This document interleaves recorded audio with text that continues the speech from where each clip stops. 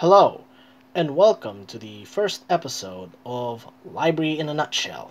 Today, I'm going to discuss about an overview about the library. So let's get started, shall we? So for this first episode of Library in a Nutshell, I'll be talking about the overview of the library before we proceed the subjects that is much deeper than the overview of the library. So, I'll start with the knowledge spectrum. What is knowledge spectrum, you may ask? Knowledge spectrum refers to the data proceeds as information when relations are established. Next is the data. It refers to represents letters, lines, numbers, graphs, and symbols used to represent events and their state. Next is information. So, what does information, you may ask? Information refers to the state of awareness given the representation in data.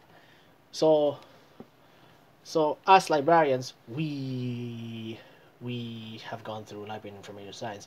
Information that is essential for us as librarians just to manage the entire library, and that will provide the specific information to the library patrons. Next, the knowledge. It refers to beyond awareness. And of course, in layman's term, the knowledge, it refers to us humans that acquires any skill or theory and applies it into action while work a specific task. So what that means is, in the library, we have to apply our knowledge to apply a specific task like cataloging, shelving, and so on and so forth.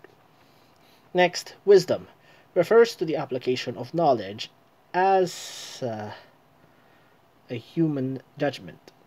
What that means is the wisdom refers to it is a key for us librarians, because without it, it'll be much difficult for us to work in the library as a whole.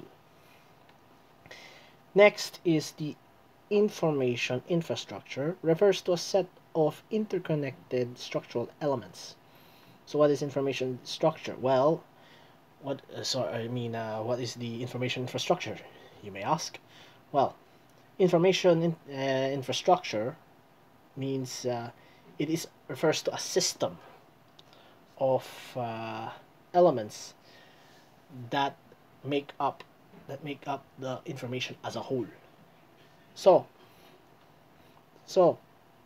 under the information structure, there are information cycle, such as creators, products, distributors, disseminators, and users. That is essential for us in the library. Next, information need. It refers to the recognition that knowledge is inadequate to satisfy a goal. So information needs whether if it's a librarian or library user, that needs of information had to comply. So if they don't satisfy the need, they have to comply. So we're done with the brief overview. So let us start with the very serious topic as part of the overview of the library. So what is information science? Information science refers to the properties and behavior of information. So that means information science that is essential for librarians that acquires a lot of things. You know what I mean. So I cannot mention all of them, so since it'll be too elaborate for me, so I'll give you a specific task. I'll give you a specific. highlights. So information science is concerned on organization, dispersion, collection, storage, retrieval, uh, interpretation, and the use of information. Next, librarianship. It is a profession on the perceptions about libraries and librarians. And of course, the model that describes librarianship are professional model, control model, and values model. I repeat, professional model, control model, and values model. In other words, that is trace-based, that's translated to professional model. Power-based, which is to control model, and public good and fundamental values, which translates to values model. So, what are the perceptions on library and librarians? Negative, positive, personality, and the role of gender, regardless male or female alike. So, we're done with the important bits. Now let's get to know about the persons who are part of the library. So, for starters, you know who is the inventor of the Dewey Decimal Classification System, or DDC for short? Well, it's Melville Dewey. Well, Melville Dewey is the person behind the Dewey Decimal Classification System, which I'll be talking about in the future episodes. So, he established the first school library in the US, and he promoted the systematic training for librarianship. So take note, he's the guy who established the first school library in the US. That's Melville Dewey. So take note, that is when Melville Dewey established the school library. Prior to 1850, before Melville Dewey established the first library, there's no training for librarians. So they had to learn by themselves, and they have to learn their instincts. Okay, but from 1850 onwards, apprenticeship was done for those who work in the libraries. You know what I mean? So that means they had to work from the start all the way to the top. Okay, so let's move on to Melville Dewey, and let's start to the history of the library here in the Philippines. So, the Philippine Library Education was started in 1940 at the University of the Philippines. Right? Yeah. So you know that Philippine library education, that was started in UP. So in other words, the University of Philippines, they're the ones responsible for implementing the educational system for librarians. So that means that is the library and information science educational system that is started during the American period. So let's move on, shall we? So James Alexander Robertson, he is the editor of the Philippine Island, a multi-volume publication. Right, so he's the guy who responsible for a multi-volume publication for the Philippine Island. But of course, he founded the Round Table Association. Okay, so I cannot mention all of them. So this is a nutshell. So let's move on, shall we? So I'll give you some the year. In 1916, library science became a 4-year course. That, including me, I've been through a 4-year course, but in my days in CU, there it's divided into two. 2 years associate, 2 years bachelor. I've done both of them. Next, in 1918, Mrs. Louis Stewart Osborne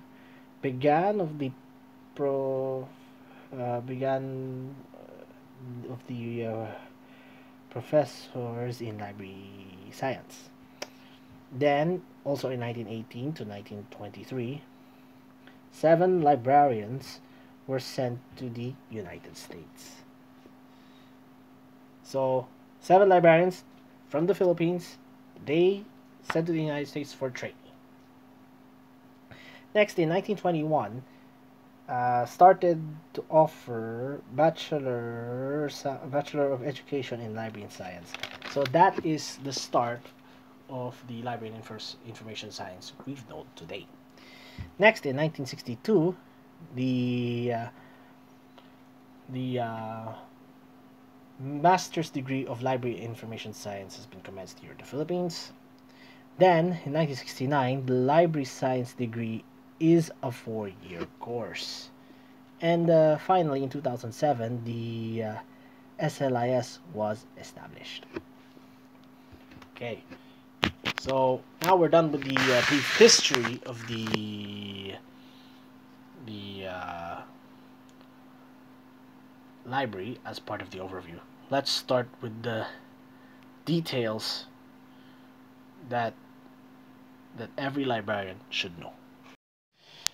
So, in the librarianship here in the Philippines, there is a law. And what law, you may ask, for librarians? Well, the law for the Philippine Librarianship, which is benefited under the Republic Act number 9246, or the Philippine Librarianship Act of 2003. So, the law stated that is essential for the librarians, and they have to read every code of ethics that I pretty much swamped all of those information. So I have to do it simple. And of course, on top of that, there is a name, make it or be it the official name of the Philippine Librarianship Act of 2003 that is pretty much long, so I cannot mention it. So there you go. So Philippine Librarianship Act of 2003, that is the Republic Act number 9246. Now let's move on to the Philippine Librarianship Act, and let's continue for the overview of the library.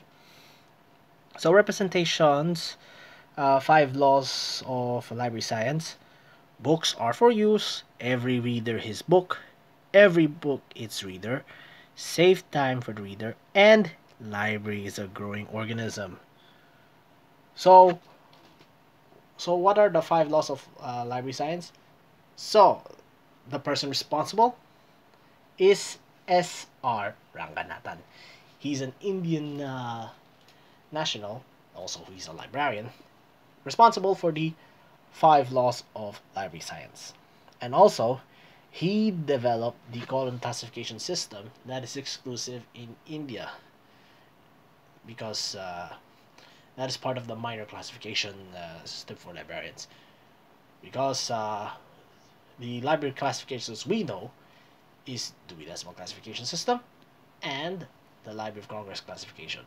We'll dive down the library classifications in a later episode. So let's move on to S.R. Ranganathan, to the history of books and libraries. There are 3 conditions: centralization, economic growth, and political stability. So that is essential for the 3 conditions that a library work. So that would be That would be brief. That will be a brief one about the three conditions. So let's move on. Now we're focusing on the history of books and libraries. So in ancient civilization,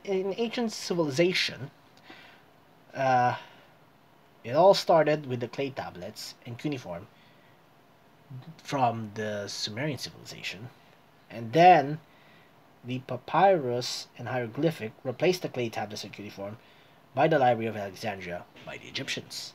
And then as years passed, parchment and codex replaced by the papyrus and hieroglyphic that is found in the Library of Pergamum. Next is the Middle Ages. The rise of universities and monastic libraries means that the isolation for Christians. Monastic libraries' mission is to provide a place of spiritual reflection, and academic centers in Europe establish secular libraries. So, under the Middle Ages, the scriptorium is a room where works hand-copied books. And then let's move on to the Middle Age Europe, to the Eastern Middle Age. So, Cai Lun, who invented paper in China in 104 AD. So, who's the guy who invented paper? Cai Lun. Now, let's move on to the Middle Ages. Let's move on to the Renaissance.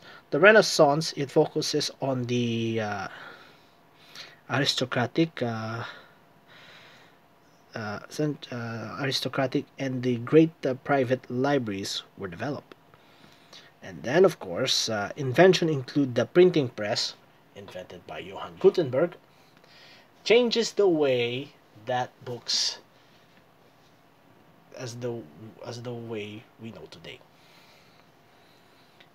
And then, of course, the xylography. It is a woodblock writing invented by the Chinese.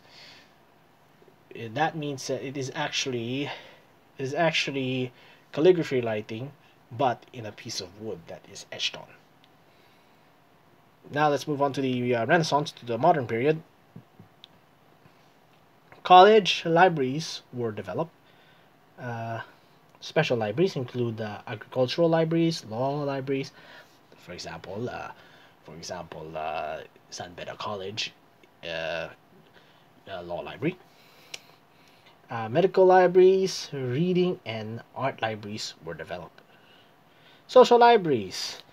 So social libraries there are two types: proprietary libraries and subscription libraries. And finally, the contemporary period. Libraries have become more openly available to the public, and research libraries were developed. So, as we know today, the library doesn't stop develop. It continues over time. For example, the RDA. It's a new type of cataloging for us. We have to get to know. That replaced the previous cataloging that is pretty much complicated. This one is much more simpler, but it needs to get used to it. You know what I mean.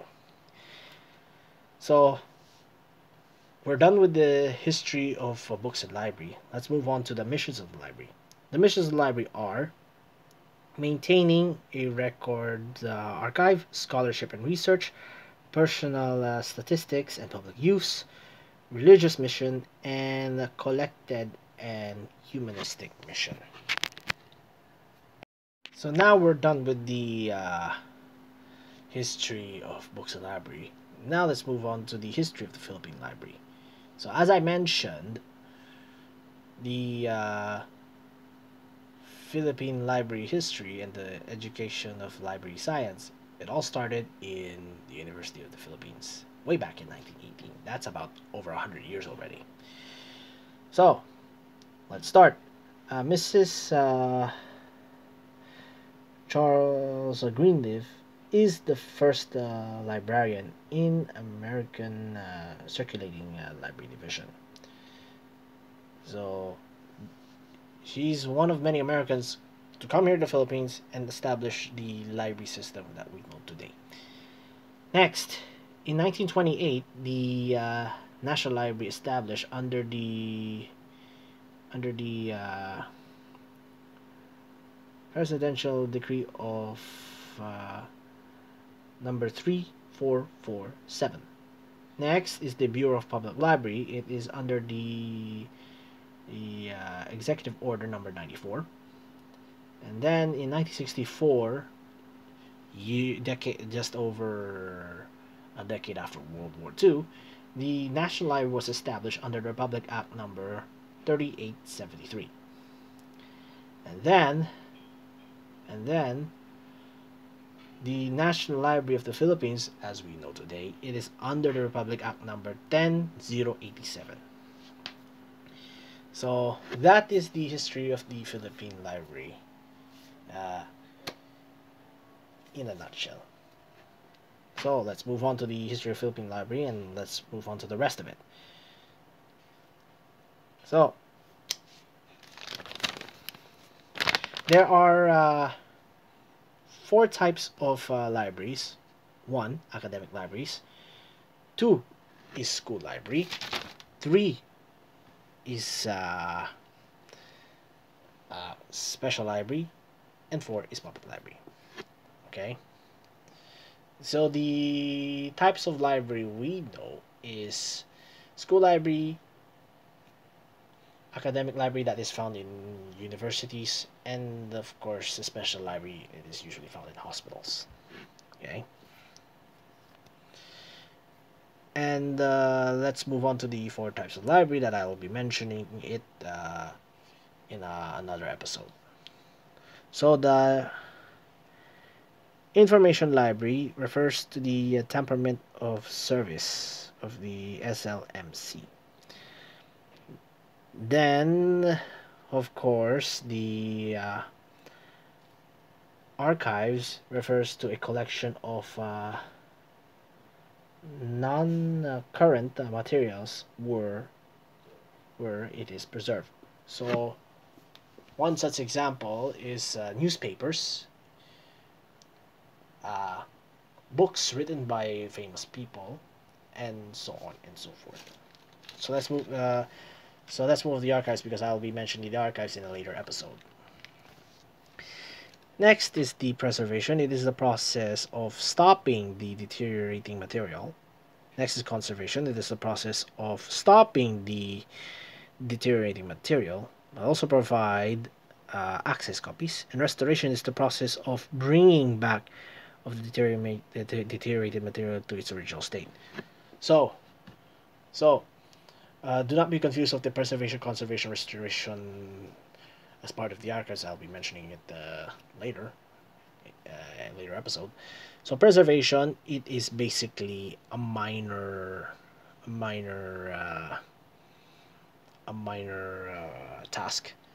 Next is the conservation, which is a in between the minor and the major, and the restoration is the major task that needs to be restored to its original state, because without these, the book or the other type of material will deteriorate over time. Okay.